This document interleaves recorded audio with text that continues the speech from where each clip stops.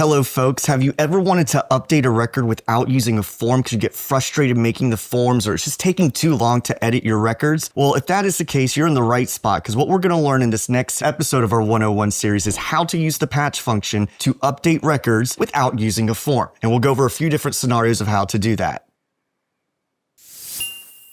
All right, so what you see here is I have an application. This is a building up of an application from earlier in our series. And in the last video, I showed how we can do confirmation deletes. And we're gonna go a little bit extended on that because some people had emailed me and said, well, Matt, how do you do a soft delete of your data? Well, we have to use the patch function to do that. So let's take a look at what we've got here. So right now, what I currently have in this gallery is I put in a label that points to the status column of my Dataverse table. And I'm using Dataverse data for mine. It could be any column that you create on any data source, but this comes pre-built with Dataverse. And right now, all of my records are active. Well, what I want to do is I want to give my users the ability to feel like they've deleted the record, have it disappear from the gallery, but it's still technically in our data source itself. Now, in order to do that, I'm going to be using a patch function. So what I have currently, and this is from episode 2, so please feel free to go back and watch episode 2 to learn how to make confirmation screens. You technically don't need one for this video, but I'm going to continue to use it. So when I click on my delete, it says, do you want to delete, confirm, or cancel? And so in the last video on my confirm button, I put in the remove statement. So remove from the PTO request table the record that was just selected from that gallery. And then this formula up here is all about how I'm hiding and showing this pop-up screen. Well, what I want to do differently here is I don't want to remove the record. I want to update the record to an inactive status. Now, the way we do that is so I don't want to remove it officially. So I'm going to get rid of or remove my remove formula. And what I want to do here is use a patch function. Now, patches can be used to either update records or make new records without a form. In this video, we're going to focus on the update idea. So from here, I'm going to type in patch and then I'm going to do an open parentheses. Now, the roadmap of the function is really hidden behind the IntelliSense. So a nice little trick here, whenever you're writing formulas, is just put in a question mark and then you'll see the roadmap. Now, how does patch work? It says, well, basically first have to tell it where are we doing the update from, like what data source. So in my instance, I'm doing it to my PTO request table. Then I put in a comma. Now I need to tell it what record to do the update of. Now the record I want to update is the one that I selected in the gallery. Now, if you're not using a confirmation screen here and you're just using a basic gallery and you're going to hit like a delete icon, you would put this item instead. But because I'm in a confirmation screen or a pop-up, I have to say, go look at my gallery of requests, look at the selected record. And then I'm going to put in a comma. Now I give it the actual update. So in order to start pointing to the columns on the data source, we started off with the curly brace. And then we point to the column in question. So in this case, on a Dataverse table, every Dataverse table comes with a status column, and that's the one that we're gonna use. So not PTO status, that's gonna be something a little bit later. So I'm gonna say, go look at that status column for the record that was selected, and now I wanna put in the value.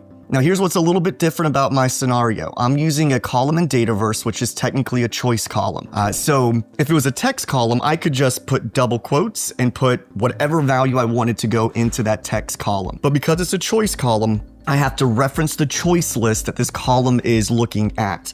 So in my case, I'm going to start typing in here status again. And what I want to do is come on down and I want to find the status PTO request in parentheses. That is the choice list associated with the status column on this PTO request list. And then I'm going to tab that over. Now it's referencing the choice list. Now I have to tell it what choice to use. So I'm going to put in a period and I have two options, active or inactive. Well, in this case, I'm trying to make it inactive. And you're going to go, well, how's it going to disappear? We're going to get to that. But this is the basics of a patch to begin with. And so I'm going to close this out. All right. And then from here, I got to close out. That closes out the, actually, nope, I forgot my curly brace to close out the update. And now I need to close off the patch statement with my parentheses here. So let's see how this works. So I'm going to come up here and hit play. I'm going to hit cancel to begin with. So this first one is currently in active status. So I'm going to hit delete here. I get my confirmation screen, and now I'm going to hit confirm. And notice what just happened. It now changed it to inactive. So I didn't have to use a record. It was a click of a button, and I changed a value. All right, so that's beautiful. So that's one great thing about patch. When you have those common updates, you don't want to use a form, you just code it on a button or an icon or maybe an image that you bring in. Now, to go to the last part, not really all about patch here, but for this scenario, what I would want to do as well is I would want to take this gallery and I would want to filter it down. So when they actually change it to inactive, let's have it disappear from the gallery. Let's show them only the active records. Now, in order to do that, I would go back to my gallery, go to the items property, which is the records that are being shown in the gallery, which is currently all the PTO requests. And I'm gonna say, actually, you know what? I don't want all of them. I wanna filter this down. So I'm gonna put in a filter statement. And I'm gonna go to the very end and I'm gonna put in my comma and my question mark to get my roadmap. And the way a filter works, it says, tell me the source. All right, PTO request. Now tell me what's the filter condition. So in this case, I want to use that status column.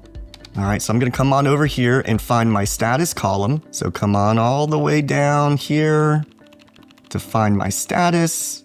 There it is at the top. So I'm gonna say where the status column is equal to, now once again, I'm using that choice list. So I have to reference the choice list and the value that I want to use. So I'm gonna start typing in one more time, my status, find that status choice list for the PTO request table. I'm gonna tab that over, and now it says, all right, I'm gonna look at your choice list. Which value do you want me to use? Well, I want to only show the active records.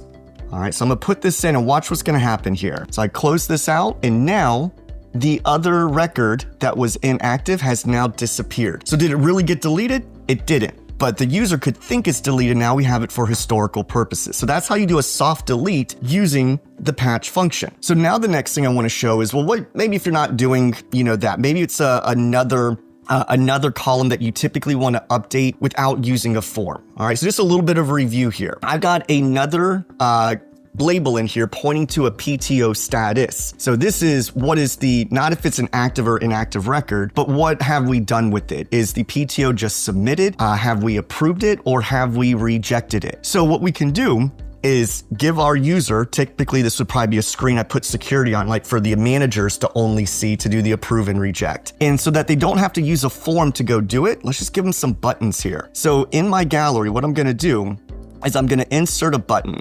And I'm just gonna bring this right on over here. Again, it's not the prettiest app. We wanna talk about functionality. So I'm just gonna call the text of this button like approve. And that would normally change the colors and all of that. So what do I wanna happen when the user wants to just approve it? Well, I wanna take this value and I want to update it to approved. Well, it's kind of like how we did it with the other patch statement. So I'm going to go to my onSelect property of my button, and I'm going to put in patch. And once again, I'm going to do an open parentheses. Where do I want to do the update of the record to? Well, I want to do it to that PTO request table, comma. Now this time I have to give it that record again, but because I'm clicking the button in the gallery, I can say, look at this record that I just clicked on. So it's just going to be this item. This item means this record. Then I'm going to put in the comma, and now I got to go to which column do I want to update? Well, again, we have to start off with a curly brace, and then I need to find it. So it's not the regular status column that comes with Dataverse. I made my own special one called PTO status. So I'm gonna say I wanna update the PTO status. Now, once again, when I made this column, I made it a choice column. If it wasn't a choice column and we're just letting people type in something for the status, then I would hard code it with double quotes, approved, rejected, or submitted. But here, because it's a choice column,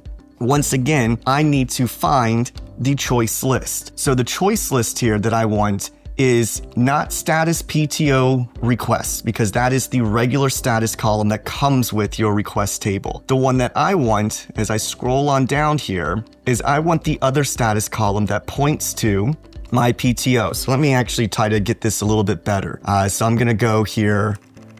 Let me do PTO status. Let's see if that helps me out a little bit more. And that's not helping me. So let me come to this here, status, PTO request, status reason, not status reason. There it is, PTO status, my apologies. So I didn't pick it up the first time, but now what I'm pointing to is my PTO status column, PTO request list that's inside of there, that choice list. So I'm gonna tab that on over, and now that's gonna point to the choice list, dot, now I can choose. Do I want this to be approved, rejected, or submitted? Well, in this case, this is my approved button, so I would go with approved. And then I'm gonna close this off here. Now, actually I did it again. I gotta close off my curly brace to get the column in question. Then I need to close off my patch statement. And now we're gonna see if it works. So I'm gonna come up here and hit play, and then I'm gonna click on approve, and then boom. changed it to approve. And then I would probably put in another button like for reject as well. But hopefully in this 101 series, you got some basics of using patch, and stick with us. We will be doing more with this as we move forward in this 101 series. And if you ever need any help with your very own applications, you just can't get it figured out, we have a great service called Virtual Mentoring where you book time with us. You bring your app, your Power BI report, your Automate flow and say, it's not working. Can you help me fix it? And then we help you fix it and we teach you along the way as well. So I hope you enjoyed this video. I hope you've been enjoying this series. Leave any comments below if this was a helpful video to you, anything else that you're thinking of that you would want to learn more about patch, and I would love to make my next YouTube video on that. So with that being said, I will see you in the next one.